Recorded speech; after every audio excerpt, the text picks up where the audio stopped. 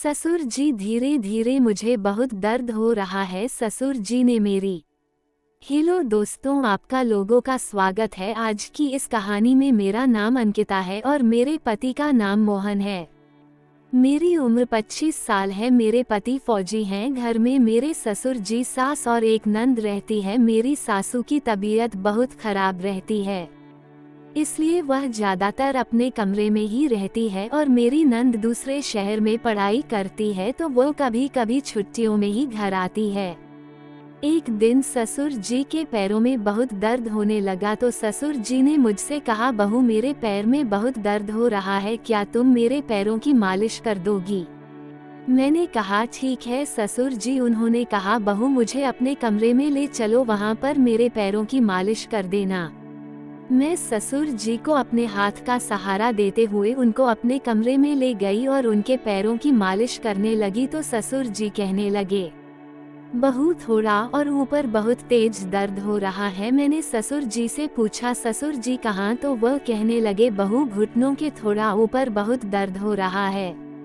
मैंने कहा, ससुर जी मैं मालिश कर दूंगी तो सब कुछ ठीक हो जाएगा। मालिश करने के बाद मैंने अपने ससुर जी से कहा कि मैं आपको आपके कमरे में छोड़ देती हूँ। तभी ससुर जी कहने लगे, बहू मैं तो चल नहीं पाऊंगा।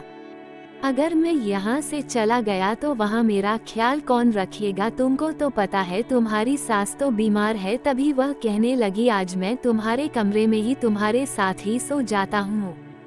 तो मैंने उनको कहा, ठीक है ससुर जी, आज आप यहाँ पर ही सो जाओ। ससुर जी को मैं अच्छा इंसान समझती थी, इसलिए मैं वहाँ पर ही सो गई।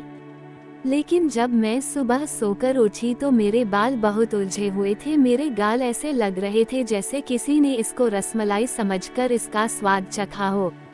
मैंने अपने ससुर की तरफ देखा तो वह बहुत गहरी नींद में सोए थे। मैं उनके करीब गई और मैंने उनसे कहा, ससुर जी मेरी तरफ देखो ना, मैं कितनी बदल गई हूँ। यहाँ क्या कोई रात को आया था? तभी ससुर जी ने मुझसे कहा, नहीं बहू, यहाँ तो कोई नहीं आया था और अंदर कोई कैसे आ सकता है? दरवाजा तो अंदर से ही बंद था। बहू मुझे लगता है कि तुमने कोई डरावना सपना देखा है। लेकिन मेरे निचले खजाने में बहुत तेज दर्द हो रहा था। तभी मैंने उनको कहा, ससुर जी लगता है रात को मेरे साथ किसी ने गलत किया है। तभी ससुर कहने लगे, लेकिन बहू यहाँ तो मेरे सिवा कोई नहीं था। मैं भला अपनी बहू के साथ यह सब कैसे कर सकता हूँ? मैंने उनको कहा, मुझे पता है ससुर जी आप ये सब मेरे साथ नहीं कर सकते। लेकिन मैंने अपने ससुर को बिन बताए एक कैमरा लगाकर रखा था। मैं जब सुबह उठी तो मुझसे चला भी नहीं जा रहा था। मैंने अपने ससुर जी से पूछा, ससुर जी आपके पाँव का अब दर्द कैसा है? तो उन्होंने मुझसे कहा, बहू अब दर्द में थोड़ा आराम है।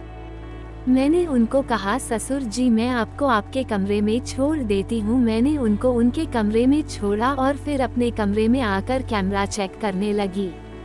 कैमरा चेक करते समय मैं चौंक गई, क्योंकि रात को करीब 1 बजे ससुर जी मेरे खजाने का पूरा आनंद ले रहे थे।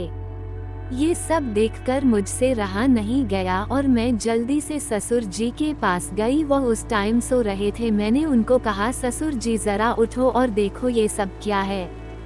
मैंने उनको कमरे में जो सब कुछ हुआ था वह दिखाया। मैंने उनको कहा, ससुर जी अगर यह सब करना ही था तो मुझे बता देते, मैं तो तैयार थी। ऐसे बिना बोले करने से क्या फायदा? तभी ससुर जी बोले, वो मुझे लगा कि तुम नहीं मानोगी इसलिए मैंने ये सब किया।